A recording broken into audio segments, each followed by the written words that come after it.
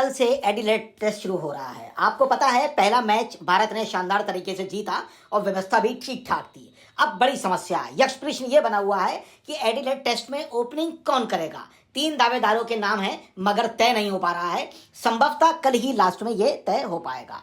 राहुल ने इस बारे में अपना दावा पेश किया है। कप्तान रोहित तय करेंगे लास्ट मोमेंट पे कि कौन सलामी बल्लेबाज होगा, यानी कौन ओपनिंग करेगा। कल से मैच शुरू हो रहा है। गुलाबी गेंद से दिन रात्रि मैच कल से है।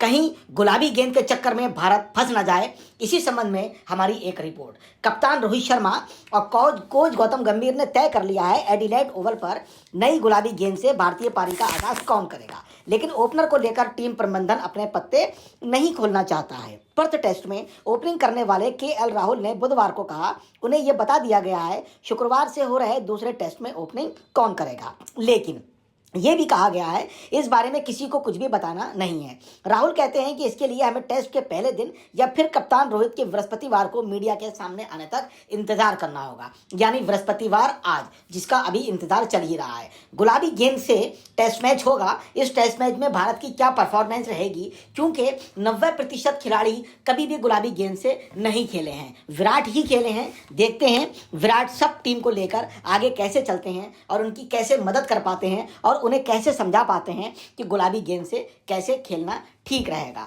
आपको पता है हाथ पर गेंद गुलाबी जब होती है तो उसकी स्पीड ज़्यादा रहती है। राहुल पहली बार गुलाबी से टेस्ट खेलेंगे, यानी केएल राहुल बताते हैं गुलाबी गेंद बल्लेबाजी के दौरान बहुत तेज़ी से आ रही है। कड़ी होने के कारण यह हाथ पर क्षेत्ररक्षण के दौरान लाल गेंद के मुकाबले ज़्यादा तेज लगती है। गुलाबी गेंद एक चुनौती है और हम इसका सामना करने के लिए तैयार हैं। वो इस मनोदशा के साथ खेलेंगे कि जाओ और देखो उनके रास्ते में क्या आ रहा है। राहुल के मुताबिक गुलाबी गेंद की चमक लंबे समय तक नहीं उतरती, इससे गेंदबाजों को लंबे समय तक सहायता मिलती है। यानी कुल मिला के अगर हम बात कहें कि जो खिलाड़ी जो टीम बॉलिंग के अंदर अपनी परफॉर्मेंस दुगनी अच्छी देगी उसके जीतने की संभावना भी उतनी ज़्यादा हो जाएगी। फिलहाल भारत के पास दुनिया का महान गेंदबाज बुमराह है। बुमराह का साथ अगर गुलाबी गेंद ने दिया तो निश्चित तौर पर आप जानिए ऑस्ट्रेलिया अपने विकेट ढूंढेगी कि पत्तों की तरह विकेट उड़कर कहाँ चले गए। ऐसा मेरा विश्वास है और बुमराह पर भी विश्वास है। मैं आपको बता दूं, आपको स्पष्ट कर देना चाहता हूं कि टीम प्रबंधन अपनी रणनीति को लेकर कोई दुविधा में नहीं है। जिम्मेदारियां तय हो चुकी हैं, बस उन्हें एडिलेड ओवल पर अमली जामा ही पहनाना है। अगर हम ओपनिंग बैट्समैन की बात करें तो आज भारत के पास कई बैट्समैन ओपनिंग करने के लिए तैयार हैं। यशस्वी जायसवाल की हम बात करें तो वो भी महत्वपूर्ण हैं। शुभमन गिल, रोहित शर्मा और केएल राहुल, इन 4 में से 2 खिलाड़ियों को ही ओपनिंग कराई जा सकती है, ये सब जानते हैं। लेकिन अब देखना ये होगा कि रोहित शर्मा किस पर फैसला करते हैं या खुद ही अपने फैसले का स्थान बन जाएंगे। आपको पता है पर्थ टेस्ट में पितृत्व अवकाश के कारण नहीं खेलने वाले रोहित की सीरीज में आगे की उपलब्धता रहेगी, ऐसी संभावना है। ओपनिंग पर कयास लगाए जा रहे हैं। रोहित लंबे समय से टेस्ट में ओपनिंग कर रहे हैं, लेकिन पर्थ में राहुल ने 26 और 77 रन की ठोस पारियां खेली थी, इसलिए रोहित का स्थान थोड़ा डगमगा जाने की संभावना है। जबकि यशस्वी ने 161 रन की पारी खेली और टेस्ट मैच को भारत को जिताने के लिए झोली में डाल दिया था। माना जा रहा है यशस्वी राहुल एडिलेड में ओपनिंग कर सकते हैं, मगर रोहित का क्रम क्या होगा ये देखने वाली बात होगी और बहुत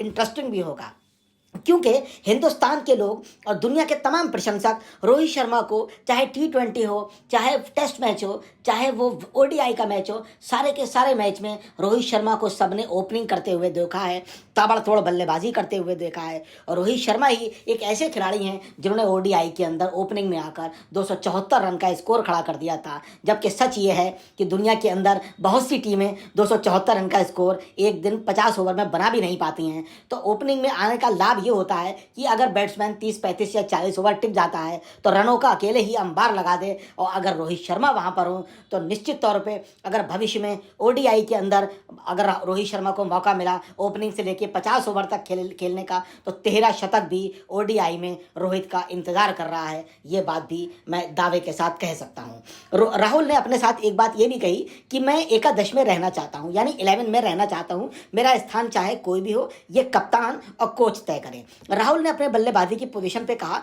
वो किसी भी स्थान पर खेलने के लिए तैयार है, चाहे वो ओपनिंग हो या मिडिल ऑर्डर हो। उनकी प्राथमिकता 11 में जगह बनाने की है। उनकी प्राथमिकता किसी भी स्थान पर आकर देश के लिए अच्छे रन बनाने की भी है। उन्होंने यहाँ आने से पहले ही उन्हें बता दिया था कि उन्हें ओपनिंग करना पड़ सकती है, लेकिन उनका कहना यह है कि हर ऑर्डर पे मैं अपने देश के लिए खेलने को तैयार हूँ। मेरे लिए महत्वपूर्ण यह है कि मैं 11 में हूँ, और दूसरी बात महत्वपूर्ण यह है कि मैं भारत के लिए, देश के लिए अच्छे रन बना पाऊँ, जिससे ऑस्ट्रेलिया में भारत का दावा मजबूत हो जाए।